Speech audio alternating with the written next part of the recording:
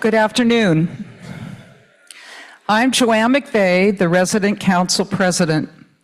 Each year, Resident Council sponsors the State of the Community presentation, which is a detailed update by management of what has happened and what is planned. I welcome you today to the 2026 State of the Community presentation. I am happy to see so many of you here in the auditorium. I also extend a welcome to those residents who have gathered to view the presentation in the Quinault Auditorium and in the Assisted Living Activity Room, as well as to those residents who are viewing it via Zoom. Bill Strader and Matt Murray will inform you of where we've been, a review of 2025, where we are, a financial review, and where we're headed, a master plan update. There will be a brief intermission following the presentation. The questions and answers portion of this event will follow after the intermission. At this time, I would like to provide you with a little background on our two presenters, Bill Strader and Matt Murray. You know Bill as the Chief Executive Officer and Chief Financial Officer of Panorama. He holds a Bachelor of Science degree in Business Administration from the University of Evansville and has been a licensed CPA since 1987. Bill has served as Panorama's Chief Executive Officer since 2016 and Chief Financial Officer since 2005. Bill is also a member of the St. Martin's University School of Business Advisory Board. You know Matt as the President and Chief Operations Officer of Panorama. He holds a Bachelor of Science degree in Business Administration from the University of Minnesota. He joined Panorama as Director of Human Resources in 2001 and has served as its President and Chief Operations Officer since 2016. He is a member of the Board of Directors of Leading Age Washington, a trade organization dedicated to promoting quality housing and healthcare services for seniors. In 2013, he completed the Leading Age Leadership Academy, a year-long leadership training program for senior service professionals. Matt remains active with the program in support of future leaders. As you may recall, Panorama offered a survey back in November to plan for this presentation. The survey asked residents to share highlights and memories from 2025. Some of those highlights and memories were captured in a video created by Panorama Retirement Advisor and video producer Greg Miller. We hope you will enjoy this 2025 Year in Review video.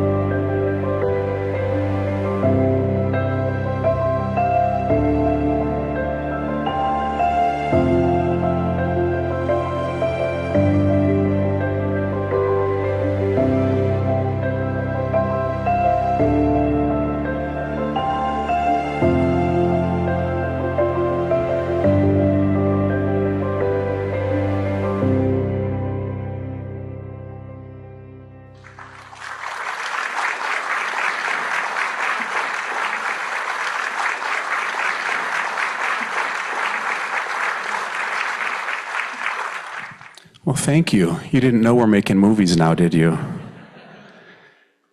So, there's a lot of people here. I actually, when I turned around to see how the room was filling up, I thought, I hope people don't think Dancing with the Stars is today.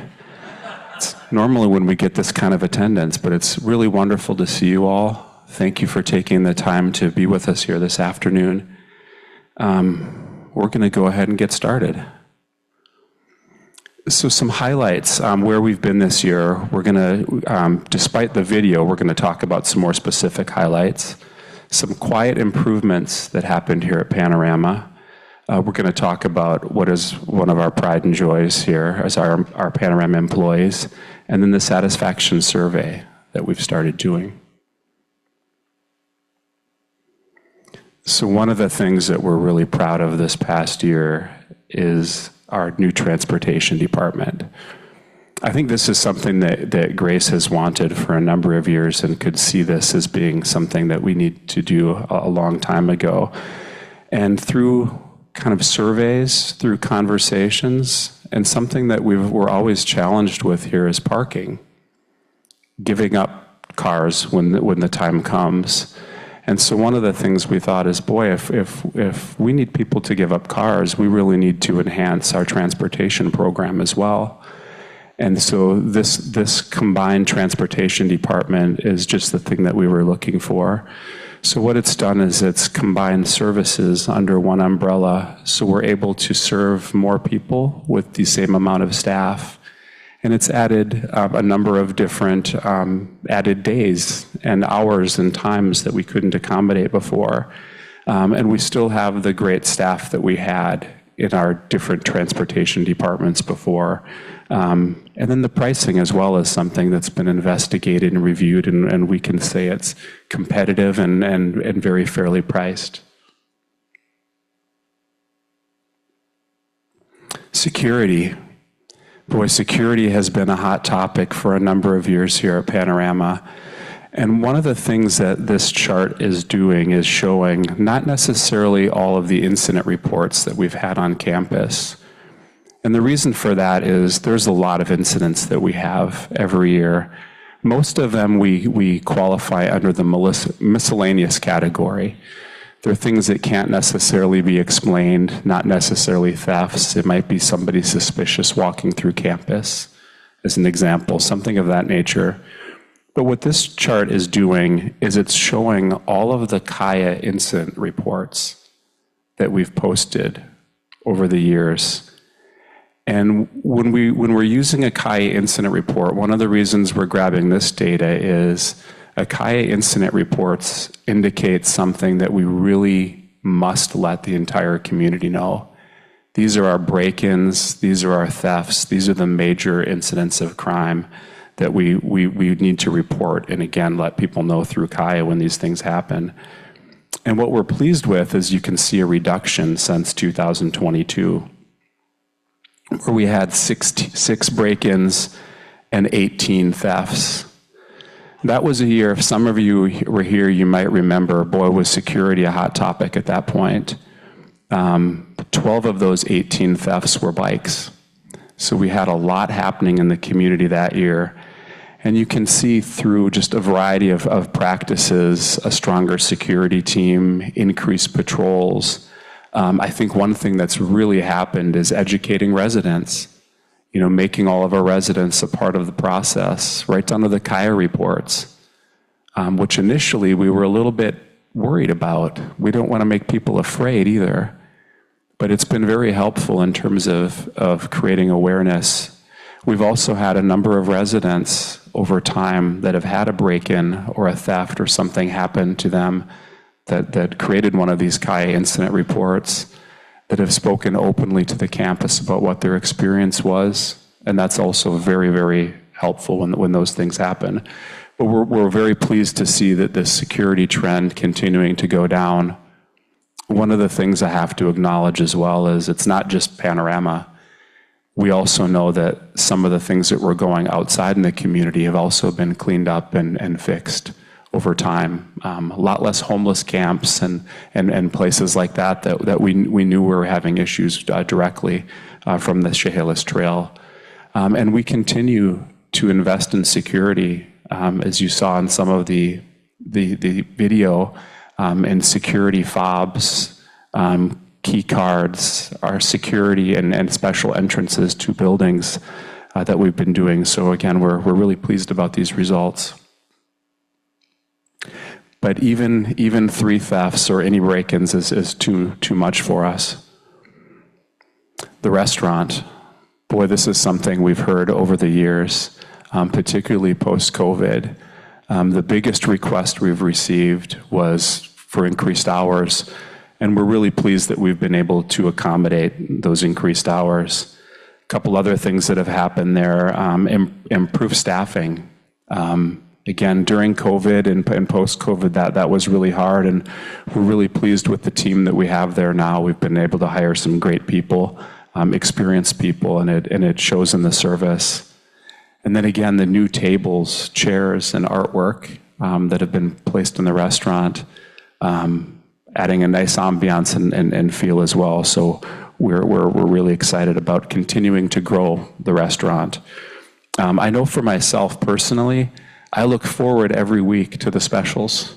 I love seeing what's there, and this might be one of those weeks where I have the same thing 2 or 3 times. I love our Power Bowls. I don't know about all of you, but I get very excited for our weekly specials now. Friday dinners, that was something that we heard some time ago is really being necessary. Residents wanted more social opportunity in the evenings. And as soon as we were able to staff that, we incorporated that in. So that started September of 2024. Those Friday dinners, that's a 2-hour service.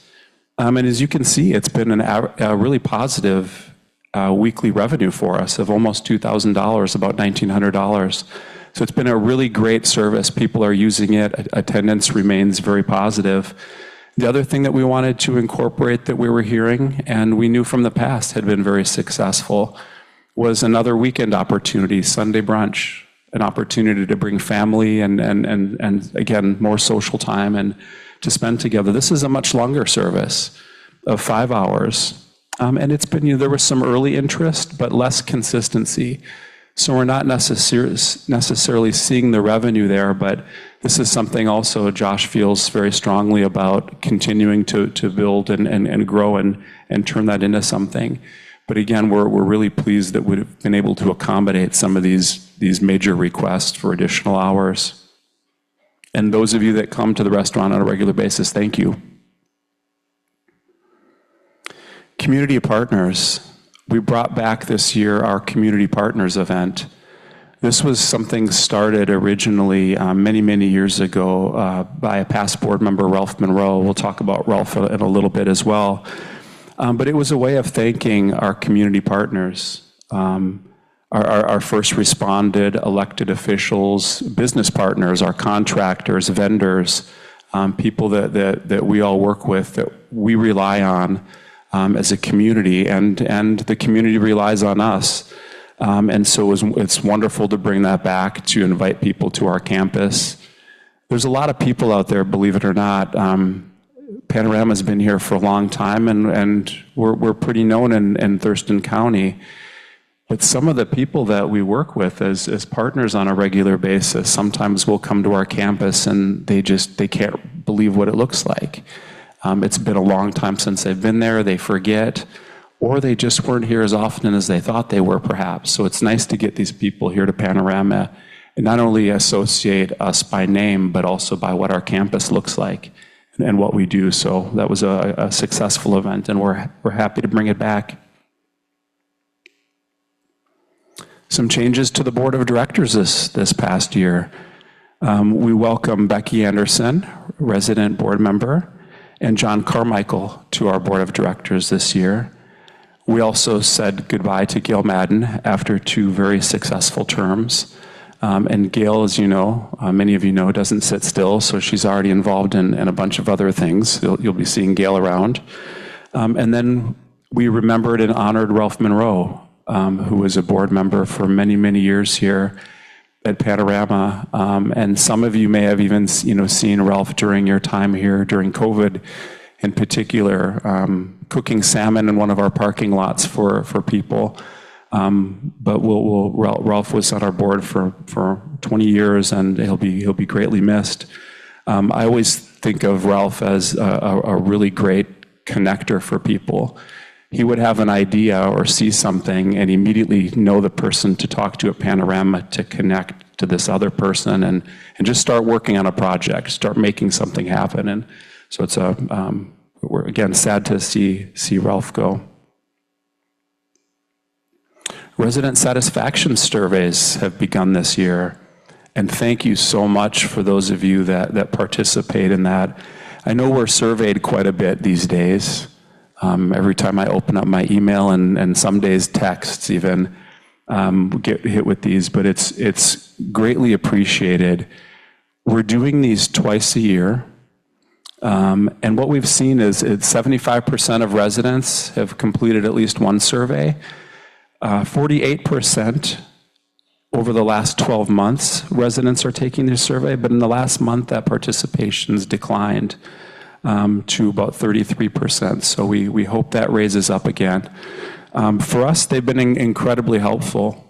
We're getting a lot of great information and learning things that getting these surveys and having people complete them, put their own words into these documents, allows us to not have just anecdotal information or thoughts about things from our experiences, but a direct avenue to contact residents, to talk to them about their experiences or their issues, as it might be, which is one of the reasons that these surveys are anonymous. And that's a question that we get sometimes, is there's people that like that and people that don't, or may not feel comfortable leaving their name and also saying some of the things that they want to say. And for us, the important thing and reason we want these surveys non-anonymous is we want to be able to reach out. We want people to be able to be honest and for us to be able to contact them and learn more. And in the process, we are learning quite a bit, and we're able to implement them into policy, but most of all into our conversations with our leadership team and our strategy team here at Panorama as we're doing things.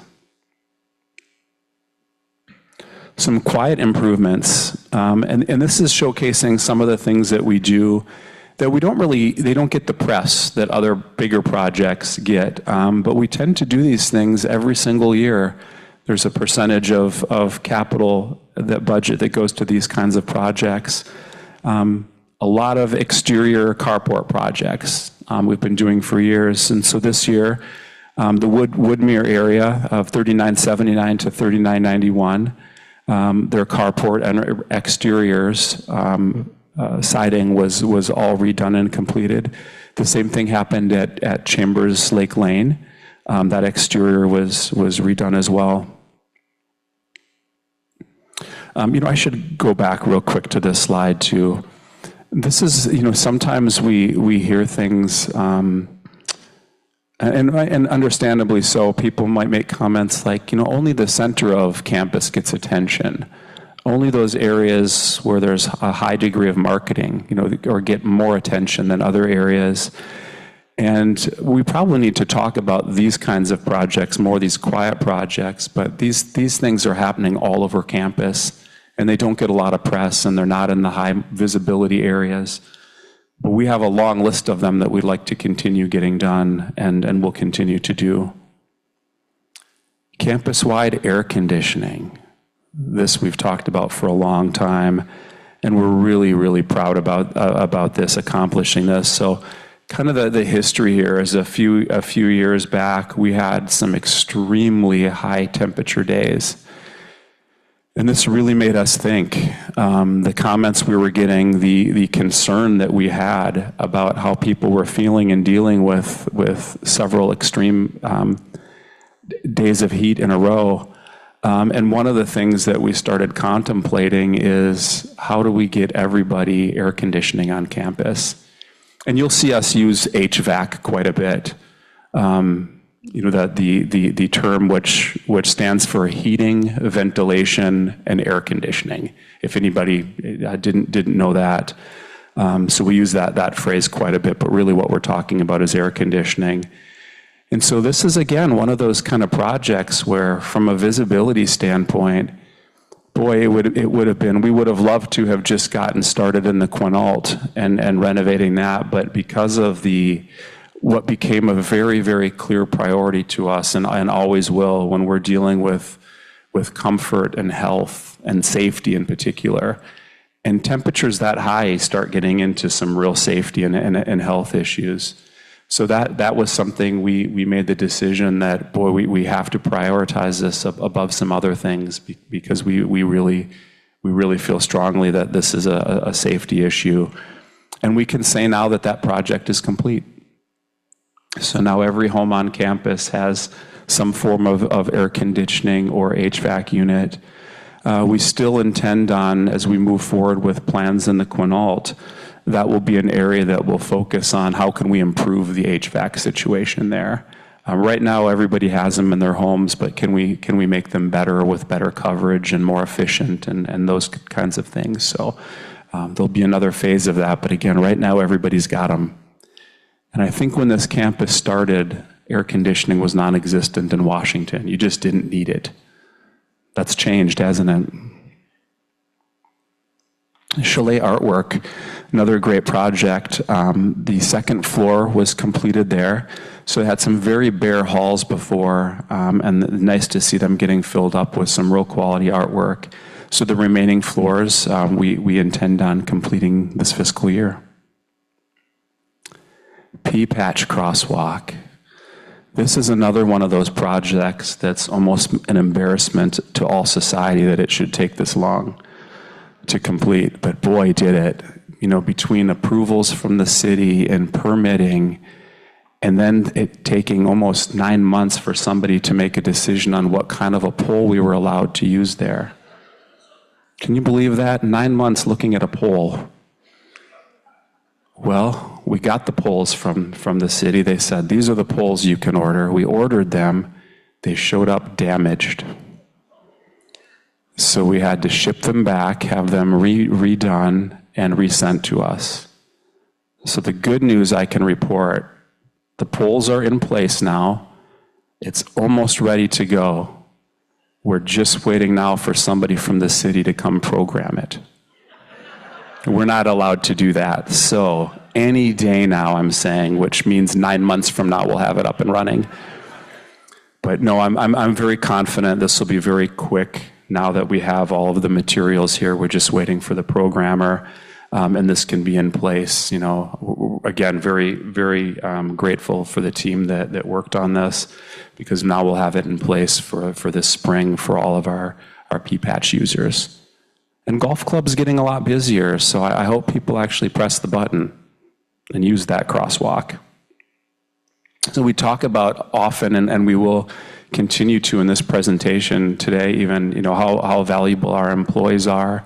And all of you know that. You contribute to letting them know that on a daily basis. But This is something we're really proud of as well, is having what is called an employee's mother's room. We finally have an official place. For years, we've had nursing mothers that have not had comfortable places to go, or even necessarily, at times way back in the day, and there's a lot of mothers here that might remember their conditions, decades ago even, but never having really proper places, but always finding places for people. Well, now we have actually a really wonderful, great place that's attached to a break room and has a locked door and a safe, good, safe place for people. So we're very pleased about this as well. And our favorite topic, I think, here is Panorama employees. It's certainly our largest investment. I think it was Richard Branson who said something like, if you take care of your employees, they'll take care of your business. And first of all, I want to thank all of you for being major contributors to us taking care of our employees. There's not a day that goes by where some of you, if not all of you, through a smile or some act of kindness, don't show our employees that in some really positive way. So you contribute to that in a major way. But what this shows is really what it costs. And overall, on average, 46 cents of every dollar is an employee cost. Higher levels of care that require, nursing, skilled or AL, require a larger investment. So the CNR, it's about 65 cents per dollar. Assisted living, about 50 cents per dollar. All other staff, about 36 cents per dollar, which is where we get that accumulative total of 46 cents of every dollar of revenue, I should say, be clear about that, is spent on wages. Recruitment. As Joanne mentioned in the beginning, I started out here in human resources, and that's what I did before coming here. And so I look at this slide and I feel so tired for our HR department. It's very, very hard work. 532 interviews they did over the course of a year. And that's to fill 135 positions that you see there, new positions. This past year, they've also made great strides on, believe it or not, still filling vacancies from COVID, still getting our average head count back up to what it used to be. By the way, of those 532 interviews, 100 of them were no-shows. 15 of them were employee referrals. We love those just like resident referrals. If you work here and you refer your friend or your sibling or somebody to be here, now you're held accountable that it better be a good place. So just as it is for you all. So we tend to get wonderful people that way who understand the company. One of the things I want to say about this too that I think our HR department and our managers do a tremendous job of is it's not just hiring people. Of that 532 people, or I should say 432 that actually showed up, what are the odds that all 432 of them have the personality that we want to bring in here? It's very slim. So they also have just a keen ability to understand Panorama, to understand our residents, our culture, and in particular our mission and vision here. So we can really do everything we possibly can to align hiring the best people to meet those needs with our community, and they do a really great job of that. In fact, we'll talk about retention and turnover. So retention is anybody that's been here, we consider for 1 year, 12 months or longer, would be our retention percentage. So 80% of our employees here have been here 1 year or longer. If we go over to the circle graph there, the pie graph there, I think what is really special is 100 plus Panorama employees have been here for 10 years or more. So 29% of our workforce has been here for 10 years or more. That's really an impressive number, particularly in our industry, where turnover and these averages tend to be a little bit worse. than some other industries. Our average turnover rate over the last 10-year period, 25.3%. The industry norms for nursing, as an example, would be 40 to 45%. And I've read a lot higher, actually. Maintenance exceeding 30%, food services 73 to 79%.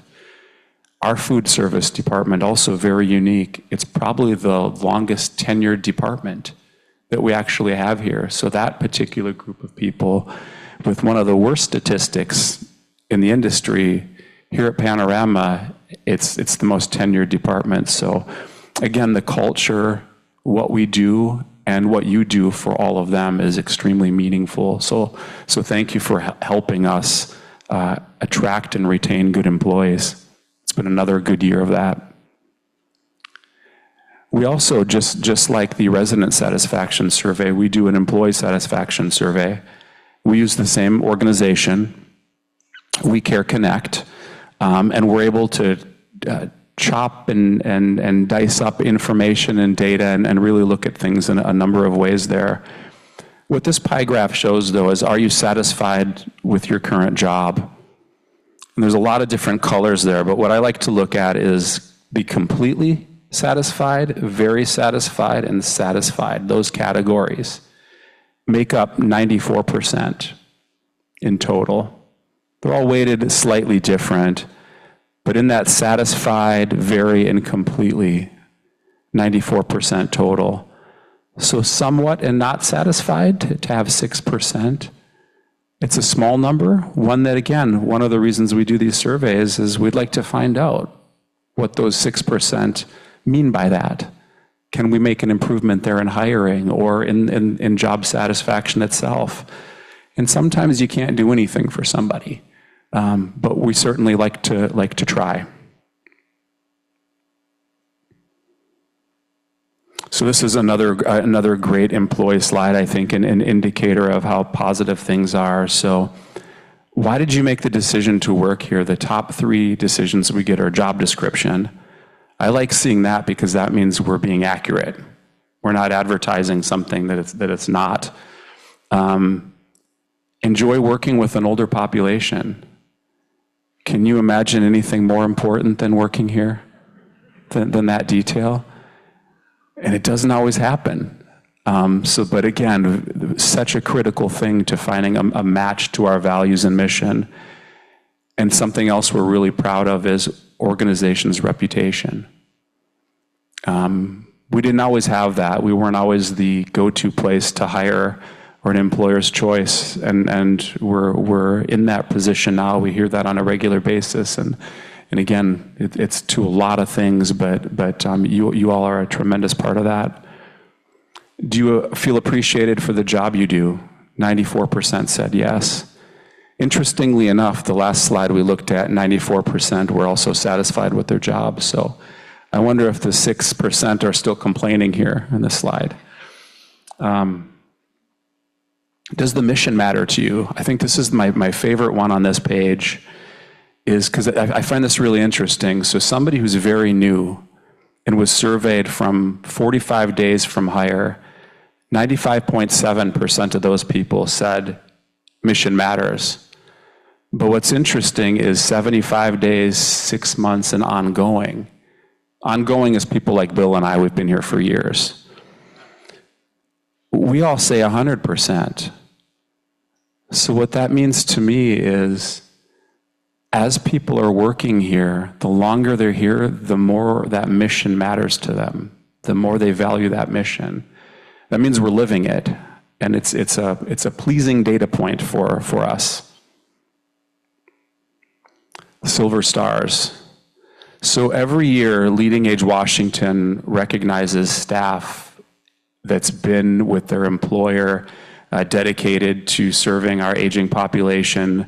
And they do major increments of 25, 30, 35, 40, and so on. And every year we seem to have 1 or 2 people that gets this award.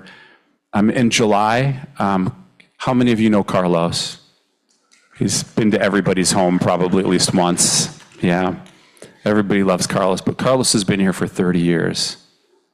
Yeah, And I swear, so I've been here for I'm going on 25 years now, and I really don't think, my memory is that Carlos and I we look exactly the same 25 years later, especially Carlos. I don't think he's changed. But we're really lucky to have people like this. And when I see all the hands go up and smile just mentioning his name, it also is an indicator to me. I didn't see a bunch of angry people who don't want Carlos in their house. It's just the opposite. And so we're very pleased that we have these great people to work with. This is Bill's favorite slide, I heard him saying earlier. And this is, we all should be really, really proud of this. Panorama's Employee Scholarship Program. 7 scholarships were awarded in the fiscal year 2025 to our employees. And as you can see, I won't read all the names, but we have CNAs, admission staff, a BSN, pursuing RN, pursuing nurse practitioner, pursuing BSN, pursuing RN, pursuing BSN, pursuing RN. So what we're really happy about here is, first of all, we need more nurses in the world, period. We're very happy to be able to help our own long-term dedicated employees. And in reality, we hope that they're loyal. We hope that what we've been able to do for them, they want to stay here, they want to be here. But we won't handcuff anybody to the nurses' station. So they're entitled to leave whenever they want. And we can all still feel good about that if that happens, because I think Thurston County alone needs about 800 more nurses to fill positions. So regardless, putting these nurses out in the community is a wonderful thing, but they tend to stay here. And even if not, think very highly of us for a very long time. Employee Assistance Fund. This was started by the person that hired me, Joseph J. DeSanto. One of the things he recognized early on is there was people that had some needs early on, and oftentimes it was the decision between I can pay my rent or I can fix the brakes to my car, but I can't do both of them. And so this fund that Joe started, that we've kept going and named in his honor, we're able to do that. When somebody has a need, they can come forward, their supervisors know about it, or HR department knows about it, so they can refer and guide people to it. And our goal is to help, all of those people that need that help. And this is right back to all of you again, just one small symptom of how much you help us with our employees, but I'm still just blown away by these numbers. $183,280 was raised for the sole purpose of the Employee Appreciation Fund. So 316 eligible employees, $580 per person. So there's a lot of communities that attempt to do things like this. And everybody here just seems to do things above average. So thank you. But again, this is extremely meaningful, and year after year, I don't know how you all do it, but you seem to break your own records. And it's not about breaking records. Quite frankly, the most meaningful thing is the thought.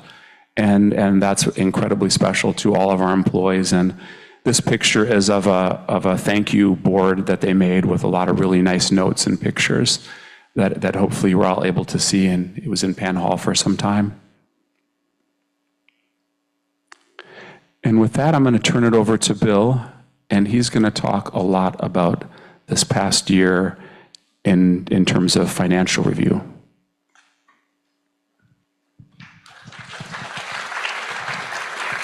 Thanks, Matt. Whew, what a hard act to follow, huh? And I get the exciting portion of the show. Bear with me. We're going to cover demand for our units, net income, revenue, expenses, cash provided by operations and capital spending, unrestricted cash and investments, long-term debt, and how we compare to our peers. Doesn't that sound riveting? Here we go. You know, one of the things for me when I consider the health of the community, a leading indicator is demand, right? Is demand shrinking or is demand growing? Our application, and the biggest gauge for us is applications.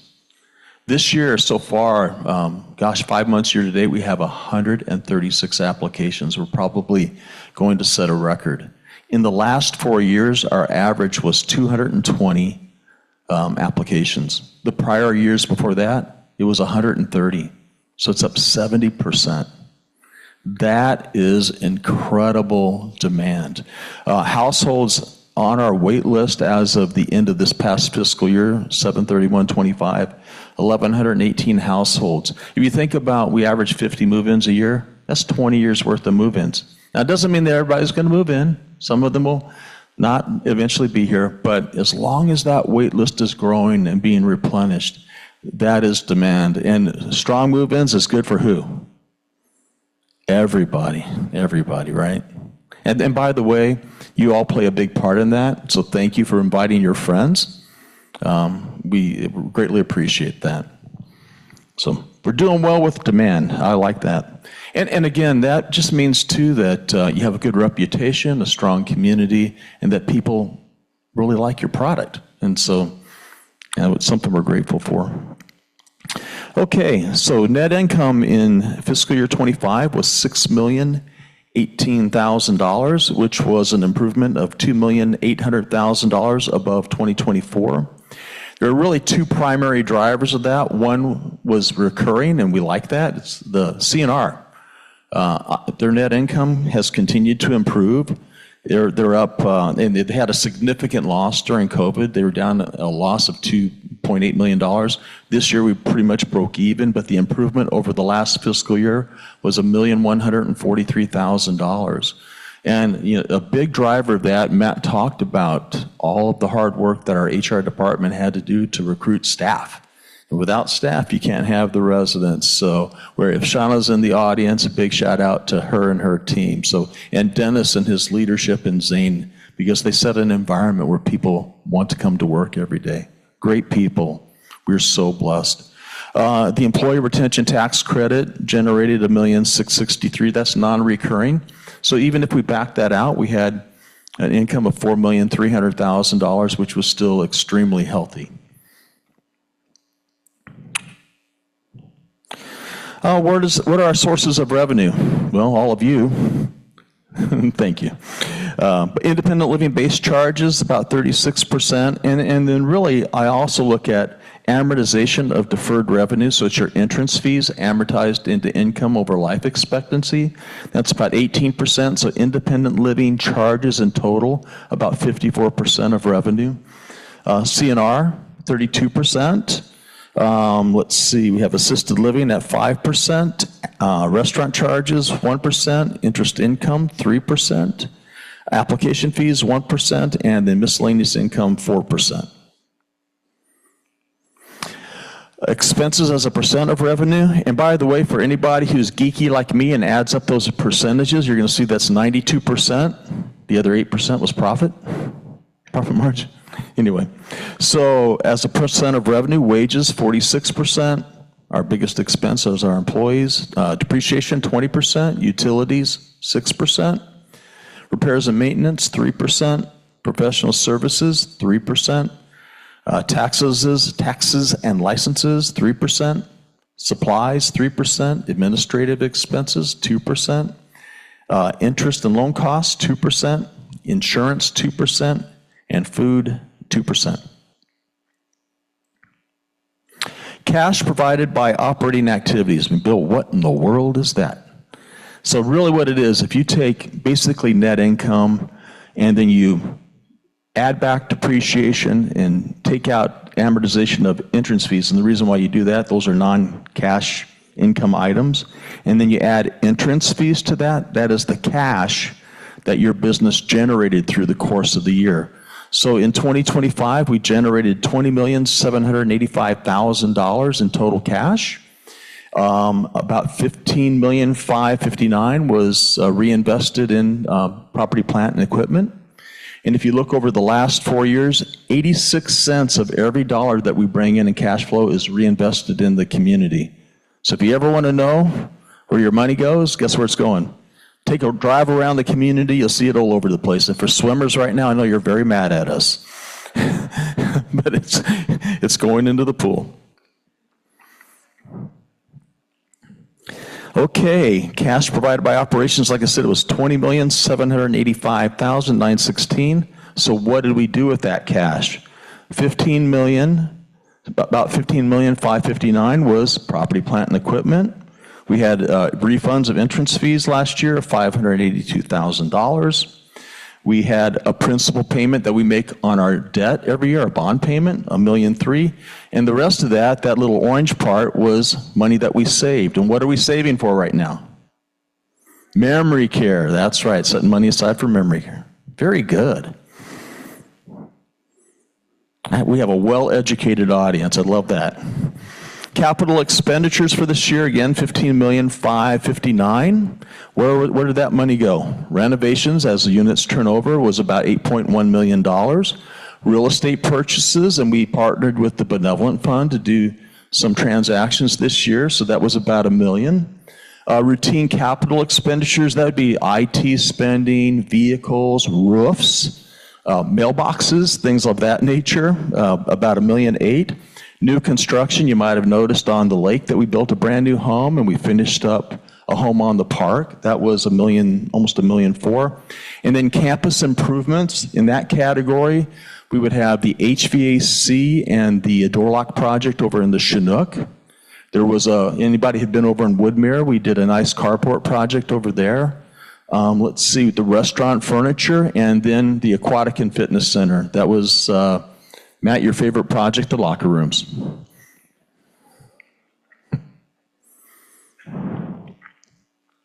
Unrestricted cash and investments.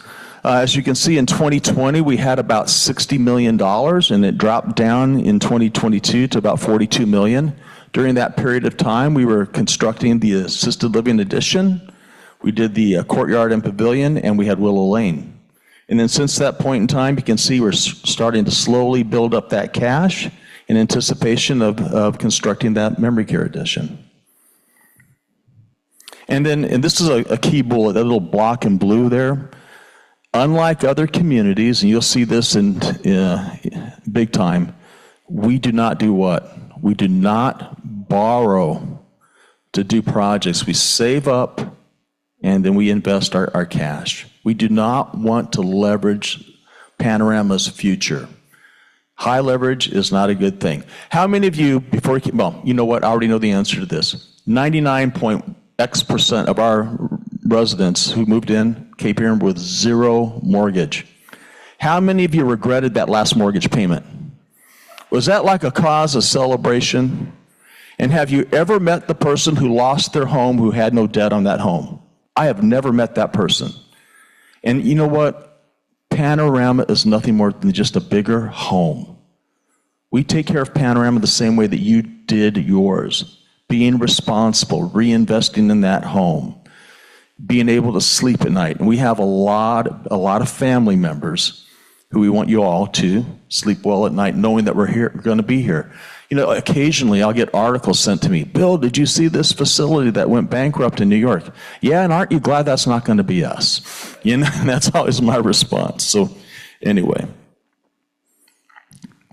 Long-term debt, I love this trend line. I don't know about you. So in the last 5 years, we've reduced long-term debt, that's our bonds outstanding, by $7.5 million. And every year we make $1.3 million payment. So in April of this year, we're going to make $1.3 million payment, and we'll be under $23 million. Just think about that. I keep on telling Matt, I might not be here for this day, but Matt will be, and I will come here, and if I'm a resident, I'm going to go into his office with that bottle of champagne, and we're going to pop that cork and make that last, I'm going to watch him write out that last check. I'm looking so forward to that day. Because in reality, at the rate we're going, I honestly believe that somewhere between 10 and 15 years from now, we're going to have no debt on the community. What a great position to be in. So I'm looking forward to that day, Matt. That's going to be awesome.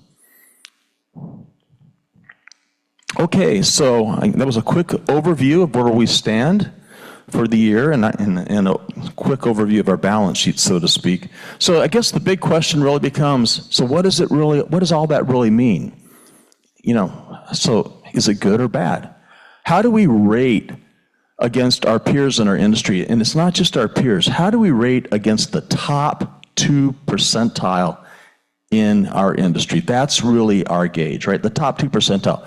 I mean, we wanted admission to Harvard, right?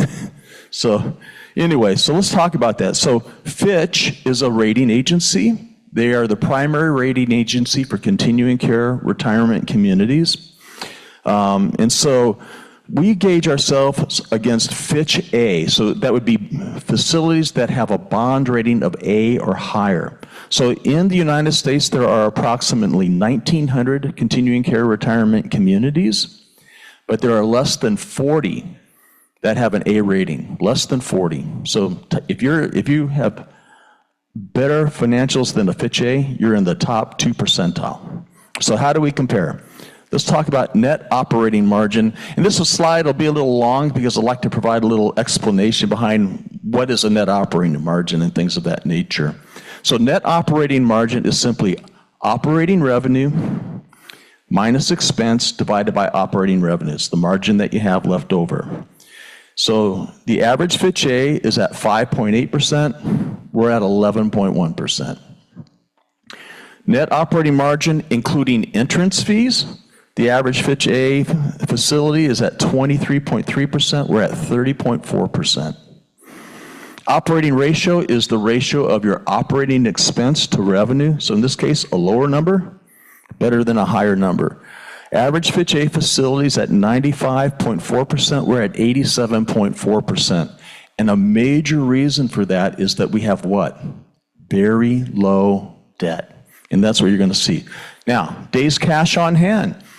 Average Fitch A facility, this is their unrestricted cash and investments, has 744 days of cash on hand. They could operate 744 days without taking in a dime. That's what that really means.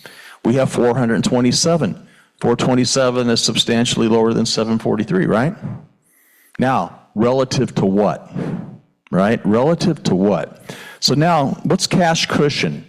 So if you take your unrestricted cash and investments and divide it by your principal and interest payment on your debt service, how many times does that cash and investments cover debt service? The average Fitch A, it's 20.4 times. Panorama, even with less cash, is 24.4. So what does that mean relative to our debt? We're higher. Okay, debt service coverage ratio. So we talk about cash provided by operations, remember that? So you take that number and divide it by your annual debt service payment, which is what? Your principal and interest on bonds, is how many times your annual cash flow covers that payment. So for the average Fitch A, they cover it 3.5 times, Panorama almost 10 times. Okay, now unrestricted cash to long-term debt. So for every dollar of debt, how much cash do you have? So an average Fitch A facility has $1.50 of cash for unrestricted cash and investments for every dollar of debt. We have how much? $2.37 of cash for every dollar of debt, right? So even though we have 427 days of cash, relative to our debt, we're in much, much better shape. Okay, next thing, long-term debt to total capital. The average Fitch A facility has 40% debt. We have 10%. So to be equivalent, that $24 million of debt we'd have to have $96 million of debt. I wouldn't sleep at night. I would be a nervous wreck. So anyway, so we're in a real strong position. And here's a real key number. I love this number. Capital expenditures, how much cash you're reinvesting each year in comparison to the annual depreciation on your income statement. The average Fitch A facility is about 107%. We're 121%. That means that we are investing at a much higher rate. So not only do we not borrow, the cash that we generate is doing what? Going back to our community at a much faster rate. So remember, we're not comparing ourselves to the industry peers. It's the top 2 percentile of industry peers. That means we're reinvesting at a rate of the top 1 percentile. So I hope that y'all just see how much we care about reinvesting to you and giving you the best possible facilities we can. That's what that number means. Okay. I know that was a whirlwind, so any questions, just feel free to hit me up after this is all over. Okay, so let's talk a little bit about where we're headed. We're going to cover briefly the strategic plan, the upcoming renovations for this year, some ongoing investments that we're making in property. We'll talk about a little bit where we're going in the next 3 years, and then I'll turn it over to Matt and have him cover 4 years and beyond. Strategic plan, we get some comments, hey, your dates are finished for your strategic plan. That was 7/31/25. Yeah, we know that. But the pillars of our strategy, what we're all about, never really changes. If you think about this, what's one of the most important aspects of Panorama that we have to maintain? How about our culture, the resident and employee culture? Without that, we're bankrupt, really. And it's our community. How do we sustain what it is we have together with our community? That is our critical pillar. Our workforce sustainability. Maintaining a positive name in the community. Constantly reinvesting in campus improvements and security.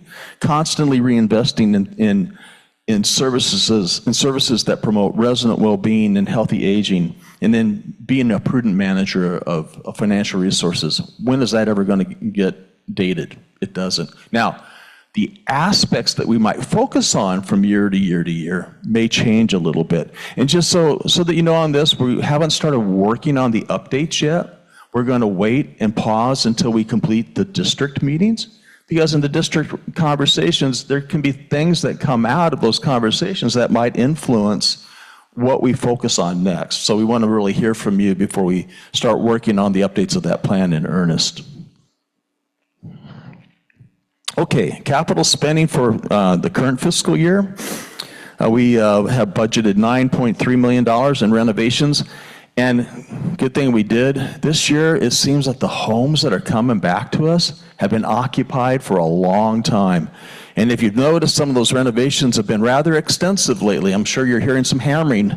You're probably tired of hearing how extensive they are. But anyway, appreciate your patience. Construction of new homes. You go by the lake, 4109 Chambers Lake Drive. There's a new home that's being constructed there, Leisure Way. And then you also see over on Beta. Let's see. Exterior carports. So that money, $950,000, that was finishing up the project on Woodmere. And then the carport and exteriors of the multiplexes directly behind the chalet on Boulevard Park is an area that we're going to focus on next. So that project we're hoping to start kicking up this spring. Building maintenance and grounds expense spending, about $705,000. Information technology, $670,000. Real estate purchase, $420,000. Vehicle replacements, we budgeted $90,000. And then when you see these stars by AFC, CNR TV and furniture, and concrete fencing, the reason why we have stars there is those are more discretionary. They're not things that typically repeat each year, where those other things generally repeat. So we have, you can count that up, about $2.5 million of more discretionary spending. So each year when we go and do the next budget, those are the areas that tend to flux each year. Okay, a little hot topic here. Home repositioning and footprint. And really what I want to cover is this. So how does our inventory of homes match up to our demand? So as an example, if you look at the orange bars, in our products, in our homes that we would sell for $275 or less, that represents about 57.6% of our total homes are probably right around 450 homes and or apartments. In the category of about 275 to 450, it's about 27%, or about 220 homes, or 210 homes, I believe. And then above 450, it's probably right around 120 homes, or less than 16% of our inventory. Now, how does that match up to all those applicants out there and applicant demand? So from an applicant demand standpoint, about 25% of our applicants are looking for homes 275 and below. About 22% are looking for homes between 275 and 450. And about 53% are looking for homes 450 and above. That's a little bit of a mismatch, isn't it? Thank God we have a lot of applicants. Okay, so anyway, now we have been working on this for years. How many of you knew that we have moved out of that 275 and below over the last 20 years, in the time that I've been here, 112 apartments and or homes? 112. So, and really what that's come in the form of, the conversions in the Quinault as an example. We've done 21 conversion units in the Quinault. They're a very popular 2-bedroom, 2-bath unit, which was 42 one-bedroom apartments. In the Chinook, we have done 14 conversions over that period of time. So 28 one-bedroom apartments became 14 2-bedroom apartments. And what is one of the most popular type of apartments that we have in the Quinault right now? 2-bedroom, 2-bath deluxe, and the 1-bedroom deluxe. We have a hard time, filling 1-bedroom, so thank goodness we kind of downsized that a little. Now, still, most of our apartments in the Quinault are still 1-bedroom, but when the Quinault was originally built, it was like 90% were 1-bedroom, so we had to make a major adjustment in that inventory. So my point is we've been working on this for how long? Ever since Panorama came into existence.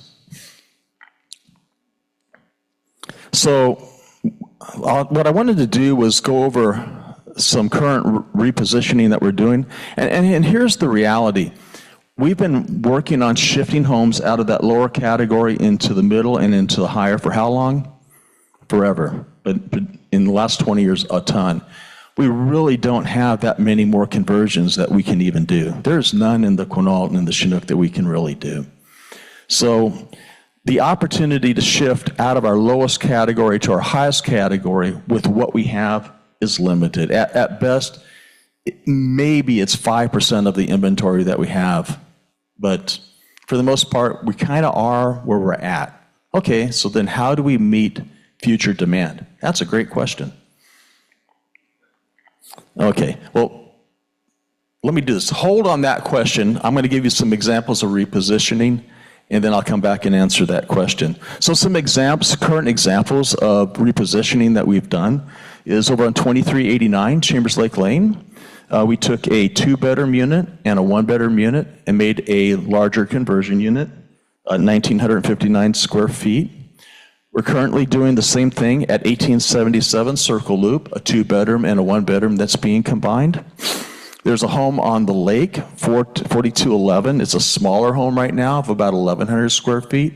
We're going to be bumping that up a bit to about 1,652 square feet with a covered back patio. And then, if you've noticed over there on Leisure Way, there was a home there that was a 1.5 story with really steep stairs as you came right into the entrance. And I tell you, darn near scared me walking down those stairs. They were so steep, And it's, that just didn't feel like a safe type of home for a senior living community. Perhaps we should tear that down and rethink it a little bit. So right now what we're doing is we're building over there a 1,720 square foot home with a nice covered back patio. That dormer up top, that's a fake. That's just actually a skylight. It becomes a skylight. So really nice home if you ever get a chance to tour it. Okay, so let's talk about how we meet that future demand. Well, as I've mentioned before, we've been working on this a long time. And I'm going to get out of the camera, but I'm going to improve my my angle here.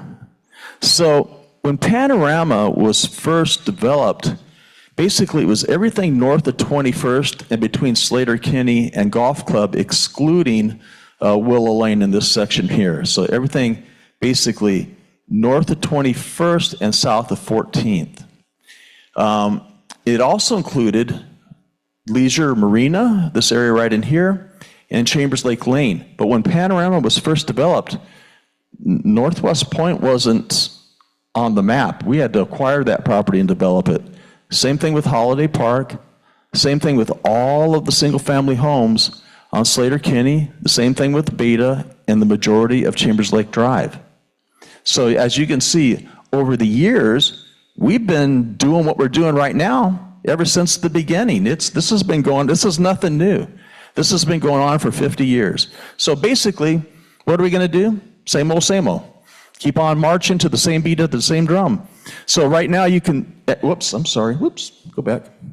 Right now, you can see that we've been focusing on this area over here. This is 14th Way and Willow Street.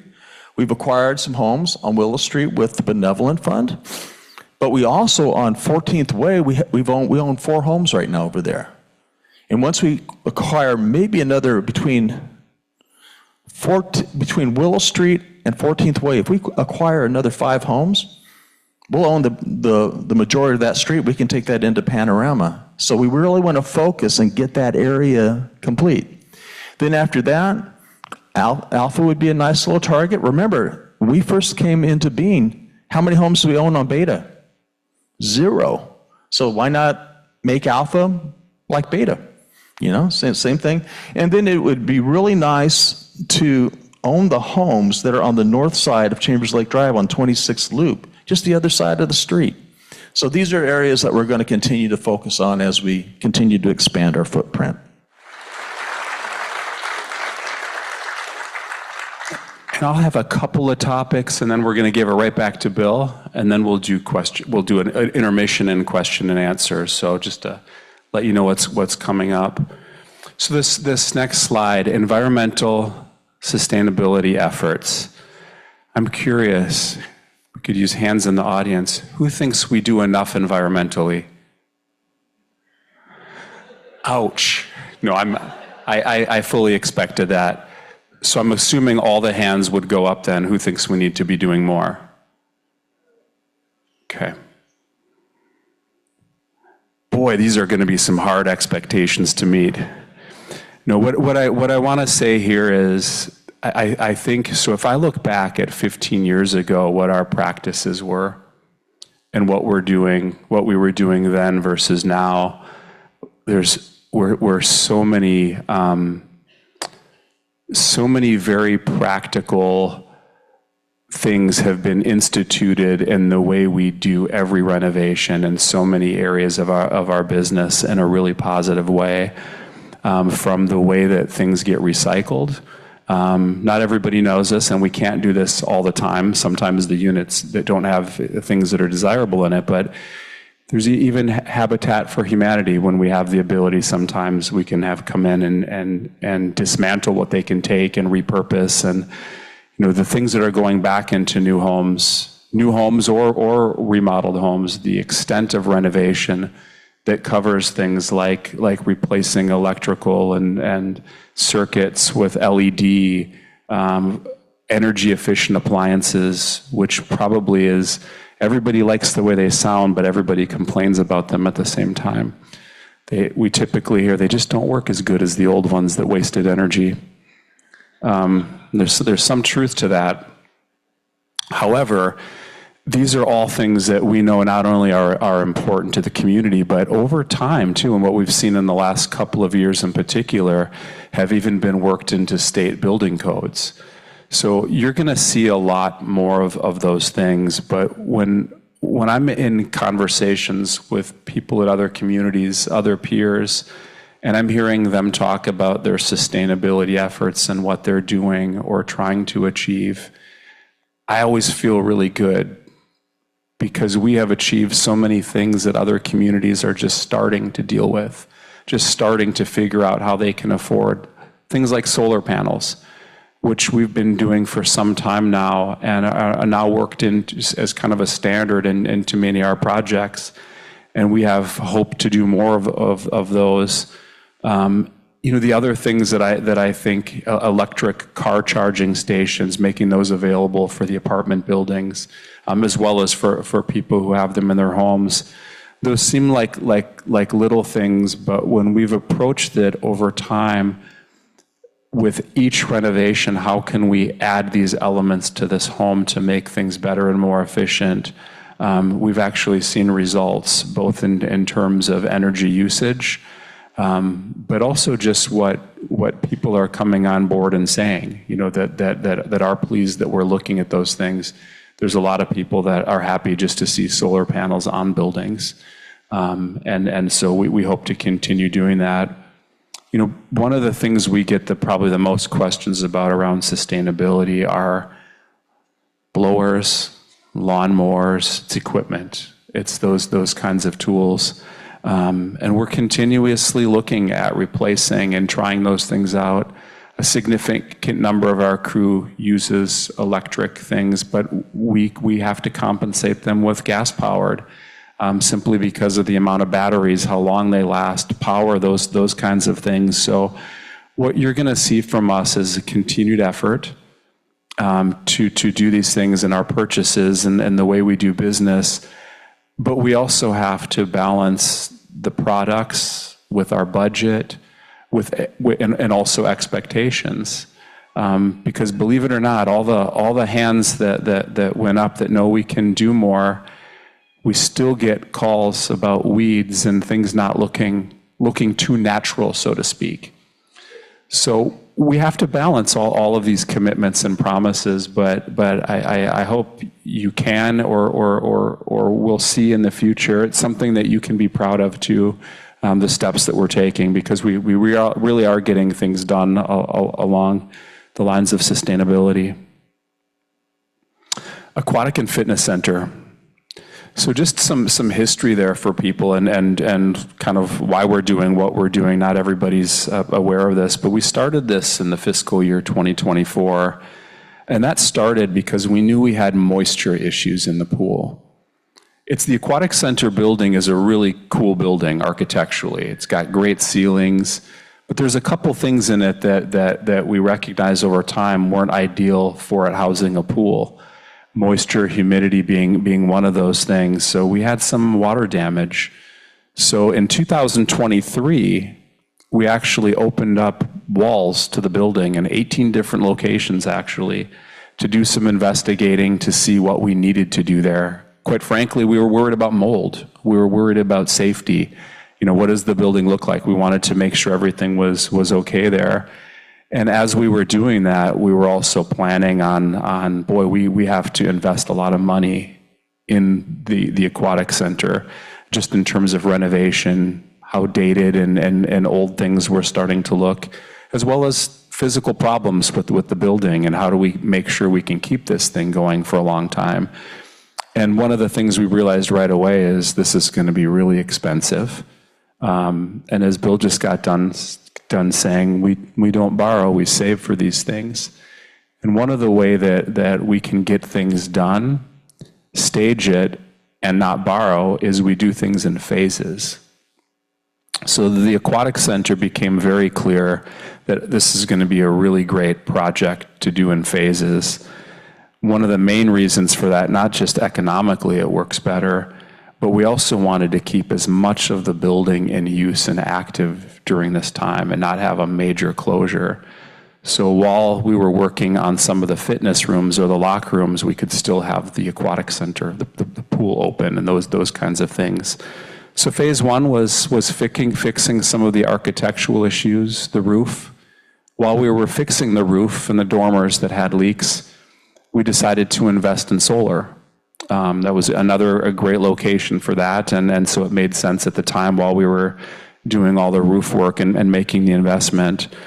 So once we got all that fixed, we knew phase two needed to be the locker rooms. They were original, and they started to look a little bit like a Motel 6 bathroom. It was water stains. We just, no matter how clean that was, it just didn't reflect the work that was going into it. And bottom line, it just became old and dated. And so phase 2 is those locker rooms. Phase 3 that we're on right now is really to keep that, a couple things. One is aesthetics. We just need it to look better. That pool has taken a beating. It's been in operation nonstop for many, many years. And so the grates around the drains become discolored. Tile starts to have wear patterns. We can't replace that tile when it cracks. We can't find matching replacements. So over time, it just needs work. And so that phase 3 is really to keep that pool going a lot longer. We'll get another 12 to 15 years out of it, and also have it be something we can be really proud of. So new pool decking, so the tile has been removed, and there'll be kind of this smooth, continuous, and also surface with a lot of traction that will go in place there. Upgraded lighting. There's a lot of people have commented over time, it's dark in the aquatic center. And it's true, we don't have a lot of lights or windows. And so the lighting is being upgraded over there as well. The pool will have all new plaster and tile in those areas. One of the things that we're excited about as well is a new pool management system. And what that means, it's not people managers, it's the actual boilers and all of the things they use to control the chemicals and make a pool function. We're excited to be in the position where we're putting that in a proper building. It's been in a metal storage container for years, and we can give it adequate ventilation and put things together in a more efficient way than they had been years ago. The goal being to have less downtime. That's a very important goal of this pool renovation, is to have much less downtime than we've had just with an aging pool. New pool lifts, and there'll also be an additional, an improved HVAC system added to that. So again, a lot of improvements, and there'll be some great visual things as well, just in terms of design work. But we'll be very pleased to get that done. In the meantime, the swimmers that we have there at the pool that can't use it for this period of time. And by the way, we anticipate the pool opening up the end of April. First week in May is when the current contractor schedule goes through. There could be problems. It could go quicker or slower, but right now that's what they're anticipating. But for all those people that really need to swim, and that was a very important goal of both Aaron and Grace, is making sure we could provide a pool for people.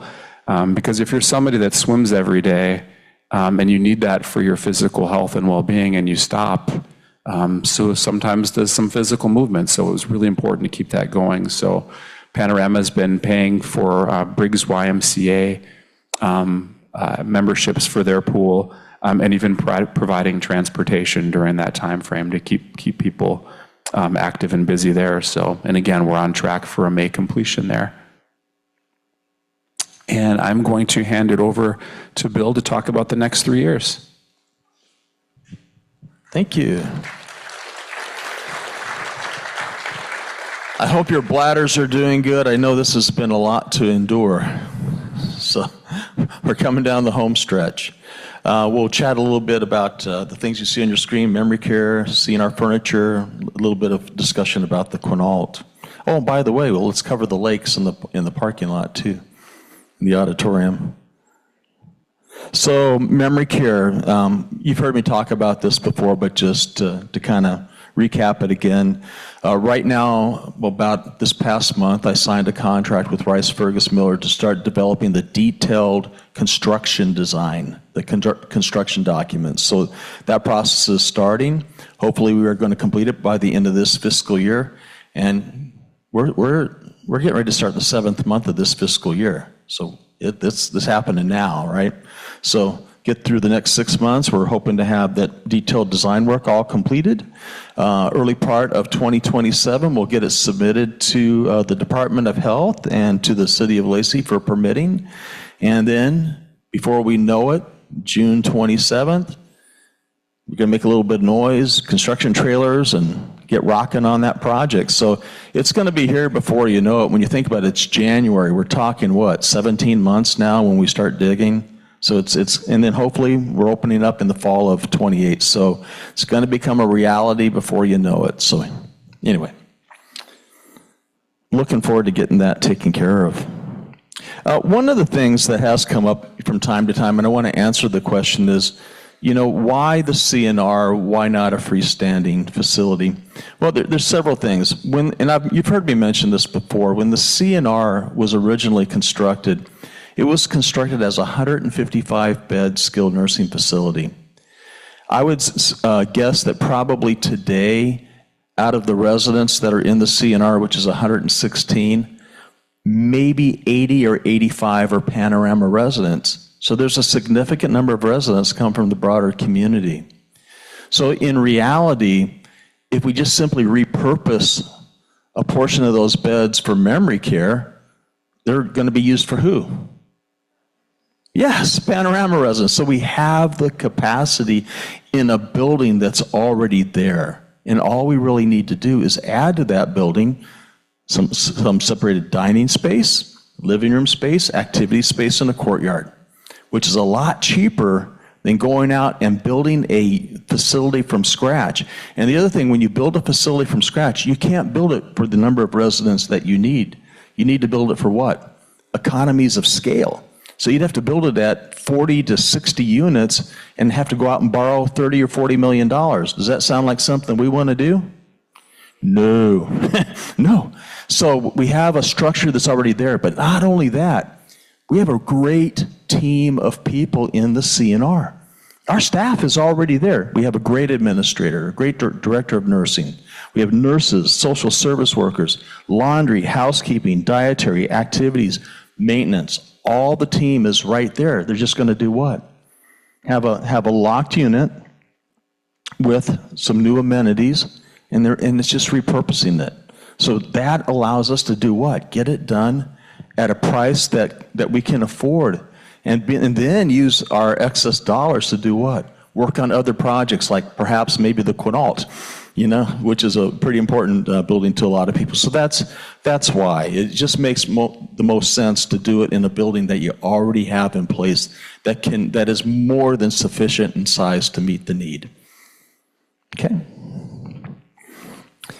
Okay, the Quinault.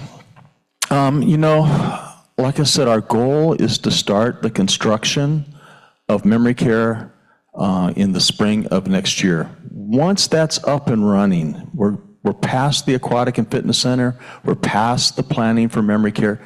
Now we can start focusing on the Quinault. And I think if you can think about this for a moment with me, let's talk about the Aquatic and Fitness Center for just a second.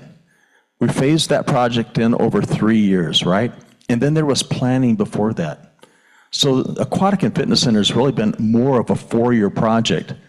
How much more complex is the Quinault? It is a major, major undertaking. Let's think about what we have to do. It's time to replace the roof. We want to explore it for solar panels. There's some exteriors that we need to probably address, particularly the patios. We want to consider, a centralized HVAC. Is anybody with me on updating those elevators, for God's sake? I know we're going to regret getting rid of the blue carpet, but it's time, right?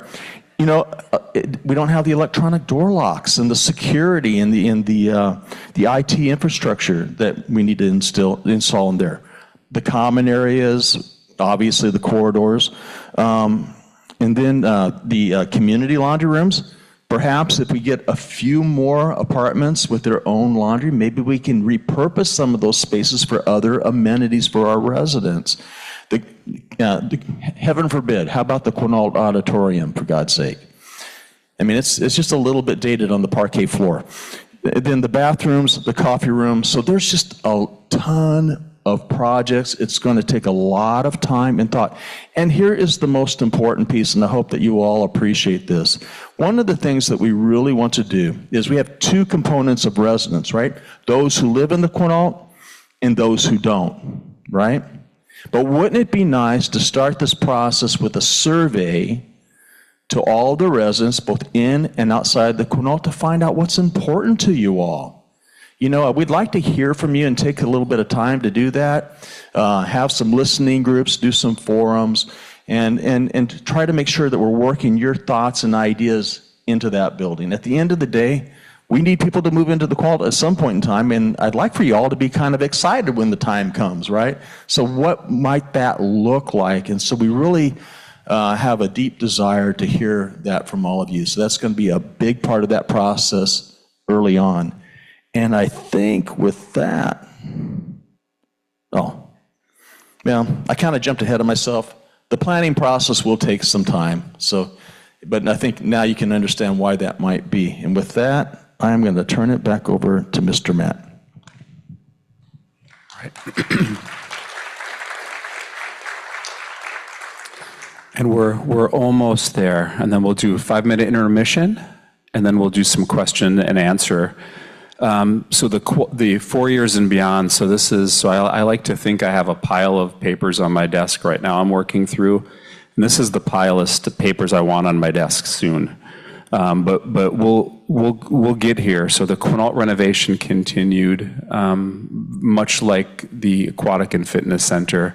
There'll have to be phases to that project. There'll be so much to do there. Pan Hall's another area, believe it or not. This one of those, again, kind of those things when we think sometimes we focus too much on the marketing or those common areas. Pan Hall hasn't been painted, I think, in 24 years. When we built the new reception area, that was the last time that was redone. And both of those areas, by the way, haven't been touched since then. So they're quite a bit behind as well. So something else we need to get to in the future. The chalet, both interior and exterior, despite all the work we've been doing over there with new carpet and paint and lighting and so on, there's a lot more that we'd like to do. And then big plans way out in the future. We're excited about the prospect of a wellness center. I'm talking today about the Aquatic and Fitness Center, and we're investing money in it, but this is 12, 15 years from now when we're talking about what the next pool could look like and what that space could become in the future. And there's already so many ideas and thoughts behind what we could do there. So, and who knows, again, in the next 5 years, what comes to light that we don't even know exists right now, that 5 years from now we're all going to need at some point in time in the future here. So we always have to leave room for those spaces as well. So we're going to take a quick intermission, about 5 minutes. During that time frame, I'll get back to that. There'll also be instructions on this screen for how to access, if you don't already know, the survey process to provide questions or contribute to that. So with that, we'll take 5 minutes. Thank you, everyone.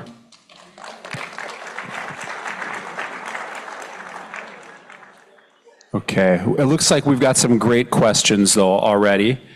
This first one comes from Jeff Cook, asking for a neighbor, and it looks like maybe 6 to 15 others. Has the issue of getting a regular stoplight on 14th and Slater Kinney ever come up? It seems to be very dangerous, and I wonder how many accidents have happened there. Boy, I wish I could tell you how many accidents have happened there. I don't believe that it's ever come up with the city of Lacey. I know what they would like to do there is put a roundabout there. That's their direction. There was even some dollars. I don't remember what year it was allotted to. I think we've passed that time. There was some federal money that was supposed to make that happen, and it has since been changed, delayed, paused. I'm not sure, but a roundabout is their leading idea in that area. And it seems to be what they're doing in a lot of places. All right. Evelyn Starr, are there guidelines on what we should do if we see ICE on campus? Yes. If any of you see ICE on campus, please call security immediately. And security then starts kind of a phone tree with a number of us. But that's what we would recommend doing right now. Actually, Bill and I have talked. Next week, there's a meeting we'd like to have with our staff just to make sure we're all in sync on this, and that we're all saying the same things and following the same procedures and so on.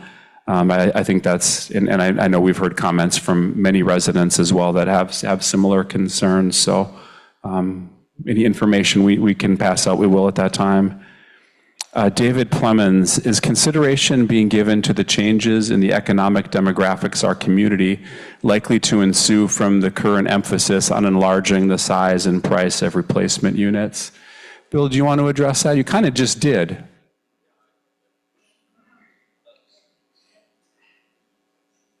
And Bill really just presented this. I want to answer I don't want us to ignore the question because of all the votes, but he did just talk about this in his presentation.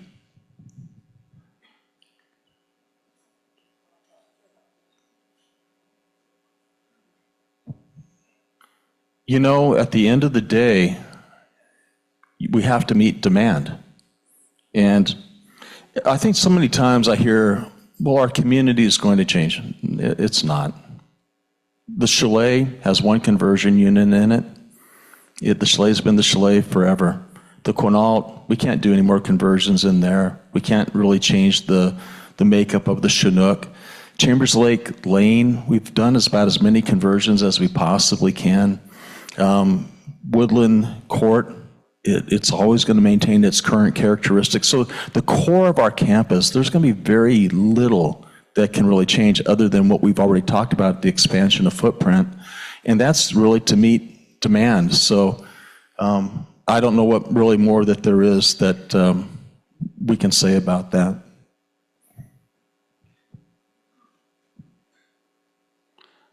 Jane, will Panorama be investing in EVs? Plenty of charging stations available. Yes, we will. I know our building maintenance department has been shopping for a van for some time, and that's what they're looking for is EV. One of our security vehicles is a hybrid, and we'll continue to look for all of those options as we're replacing vehicles. They've come down in price significantly, and the way we use them here on campus, by the way, with EVs tend to have regenerative braking, so they're charging as you're braking, which means you can drive them in a place like Panorama where there's lots of stops, really for days at a time. So we think it's a great idea, but we always price shop all of our vehicles, and that's kind of where we're at with that. So you'll see more of them on campus, though. Carolyn Odio, I understand that there is a water quality report given annually to state residents. Do we get a copy that goes to Panorama residents? I'm unfamiliar with this. This is something we're going to have to do a follow-up on. I don't know who gets a copy of that report or what happens to that, so we'll have to research that and get back to you. This looks like it's up my number. Where did the debt come from that Panorama is doing such a great job of paying off? So there were really two forms of debt. The initial debt that we had, which was the 1997 bonds, I'm going to go a little bit beyond. The 1997 bonds we actually paid off in 2024, and that was the original debt on the community. It was a refinancing of the original debt. So to answer your question specifically, so back in 2008, we were in the process of financing the CNR and the infrastructure in some of the units over on Northwest Point, and the building, the 14th Street building for the Benevolent Fund and building maintenance. And so we did a bond offering to cover those related costs, and so that's where that came from.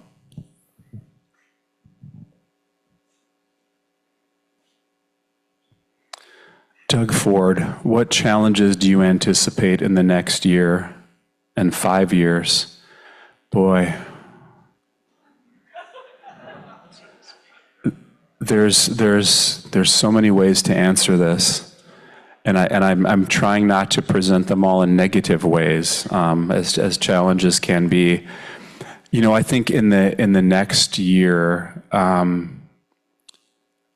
I don't know if Bill and I would answer this the same, but I would say right now there's a lot of unrest. I think, and just kind of a volatility out there, in whether it's the media or potentially economically. There's just a lot of things happening out there, and so it feels like we're in the position where we could have to react to some things. In the next 5 years, again, I think there's a lot of economic kinds of questions. But for us, it'll always be, I think, one of our biggest challenges that will remain is just always finding the best people we can to work here and take care of people. If you were to ask me what keeps me up at night, the volatility of gold and silver raises a lot of concerns for me lately. Copper, uranium, the national debt, the debasement of the dollar. All those things can have dramatic impacts on your portfolios and ours. So does that keep me awake? Yes, it does. And so you have to think in terms of, okay, there's a lot of things that could go wrong. So what you have to focus when you're looking at that, what is it that you can control, not what you cannot control. So what can we control? We've talked about all of it today, right? We can control being fiscally responsible. We can control limiting our debt. We can control how we invest our money. We're not way out there in the stock market by any stretch of the imagination. When we say unrestricted cash and investments, we're talking about a major short-term bond fund, really, of high-quality investments. For us, it's about liquidity and survival. And so never getting above your skis, being thoughtful, being slow moving, and having the best, most solid ship that you can, because you want to have, the thing that we can control is having a ship that can weather storms. And that's what we focus on every single day, and then just staying true to that compass. And I think that's the best we can do. From the Quinault Auditorium viewing site, possibility of grab-and-go or self-served salad buffet options at 1751 for day of meals. This is again one of those things when we talk about restaurant food, any service that we provide here. This is always one of those things that comes up. Where do we do it? How do we do it? And one of the things, again, I think is also us trying to balance everything that we're currently doing. And I appreciate Josh and Grace have been very careful about how quickly they move forward with some things and some activities. So when we speak about we talk about grab and go too. And we've actually talked about having a place, maybe in the old bank, that we could have those kinds of things and services, and smoothies have come up, and malts and those kinds of things as well. But making sure we're doing it at the right time, when we have the capacity to do it, and also there's a need. The last thing we'd want to do is design something, spend a bunch of money on something in hopes that it works and that it doesn't. So those kinds of things we also want to put some due diligence and research into as well before acting on it, but it's currently a consideration. Oh, Pat, please clarify regulations concerning holiday decorations. Well, this is a trap. I plead the fifth, if that's possible. No, it really is a difficult question to answer, though, and I don't know that I could do a good job without my handbook and all the proper phrasing and words in front of me. But I can tell you the drama that happened with all that, believe it or not, happened out of, for good reasons. It was looking out for neighbors and responding to other complaints. And I think that what I can say about this is we have every intent of trying to clarify and not have any of these issues next year that left people feeling confused and or just bad about it. So It's a sad attempt to answer, but it's what I've got. Paul, will pickleball court ever get a weather cover, and if so, when?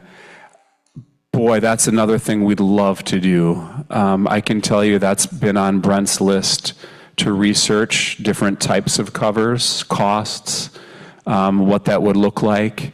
And one of the things I can say right now is with anything, there's always a range of cheap and inexpensive and kind of dumpy looking and problematic. And then there's the Taj Mahal, and whatever we do or somewhere in between, we would love to do it. It's where do we fit it in with other commitments and plans. But I can tell you there's already a commitment out there to do that. When we talk about future wellness center, by the way, it includes indoor things like pickleball, all under a roof. Peggy Me, can we have massage services on campus? Even a small room would work. Send massage chairs or portable massage chairs in a lobby a few times a week. Peggy, we need to investigate this more. This comes up more and more during these meetings. We would love to have a provider in here that could do that for us. So I think it's something we need to take more seriously. What space could we have? How would we do it? It obviously wouldn't be an employee of ours, a contract person, of which you need to do research and do due diligence. And if anybody knows of some great people, recommend them to us. That would be great. We could start making the phone calls. How many units will the memory care have available? And before I answer that question, let's keep in mind, too, from a memory care perspective, that we have the general care, and that has 20 units in it. So when we build this, it'll have 10 private rooms, but that doesn't necessarily mean that we're limited to one person. So for instance, let's say that there's a couple that wants to go in there. There's nothing to say that we couldn't have 3 of those rooms occupied by two people, not more, but 2. So, and then by the way, some folks might say, well, Jesus, that can be big enough. Well, over the last 20 years that I've been here, I'm the one that signs all of the transfers and when people are voluntarily terminating and that sort of thing. And I can tell you, over the course of the 20 years that I've been here, on average a year, we lose about 6 people a year to outside memory care units, not all of whom stay in this area because they have a daughter or a son, family members outside the area. So about 25% don't stay in the area. So in total, we probably would be well served by about 10 units. The average person in memory care is there for probably right around 24 months. So that should work fairly well. But keeping in mind, too, that we also have, it's a continuum, right? Right next door on the other side of that hallway is going to be the general care unit as well. So in total, we will have those units plus another 20. It's just different functions, right?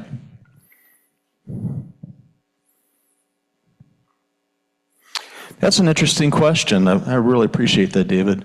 So the answer is that we have swaps on our debt. So our debt is a variable rate demand bond. So what that means is our debt resets rates once a week. Every week the rate resets. So it floats. It's floating rate debt.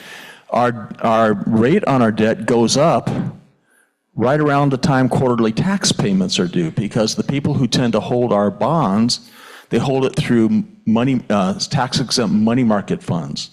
And so what happens is the tax-exempt Vanguard, Fidelity, that's where our bonds are held, in tax-exempt money market funds. So when folks need their money to pay their quarterly tax payments, all of a sudden they have a flush of, what do you call that? They're having to repay the funds, and so they have to reissue those bonds, get someone else to buy the bonds, and so we have to offer higher rates. So our rates 4 times a year go whoop, they pop up and they pop back down. But on our bonds, on that $24 million of debt, we have 2 interest rate swaps, one for $5 million that fixes the rate at 1.25%, and one for $10 million that fixes our rate at 1.49%. So $15 million of our $24 million is fixed, not floating. So does that make sense? Okay, so that's how we control volatility. Redemptions, that was the word I was looking for. I had one of those moments.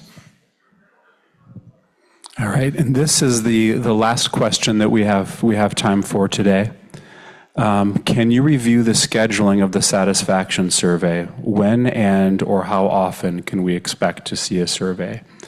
So there's initially one you get as a new move-in. And then from there, what'll happen is you get 2 a year, once on your 6-month anniversary date and once on your 1-year anniversary date. Okay. Is that our last one?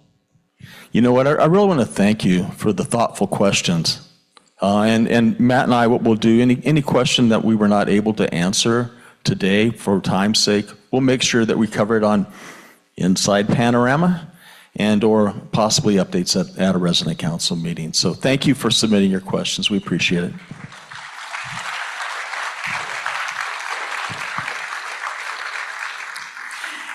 And I would like to remind you of the district conversations that will occur in March, as shown on the screen. The district conversations will not have a formal program. They will simply provide us with the opportunity to ask questions of our leaders. You do not need to write these days down now. They are set forth on page 3 of the January Panorama News, and they're on page 2 of the February Pan News. Information about the conversations will be printed again in the March Pan News. In addition, your district representative will send you a reminder of your district's meeting date in advance. If you're unsure of which district you live in, ask your district representative. Or in our new resident directory, look yourself up. The little number next to your photograph is your district number. Please mark your calendars and plan to attend. You have between now and the 1st of March to start writing down your questions that you would like management and staff to answer for you. There is also a post-event survey. An announcement has been placed on Kaya that contains a link to the post-event survey. Help Panorama develop future events by responding to the short survey. If you would prefer to respond in paper copies are available in the auditorium lobby as you exit, or from a staff member for those of you at a viewing site. For those of you who are on Zoom, you may pick up paper copies of the survey at the Pan Hall reception desk. And with that, on behalf of Resident Council, I want to thank you all for attending today's presentation.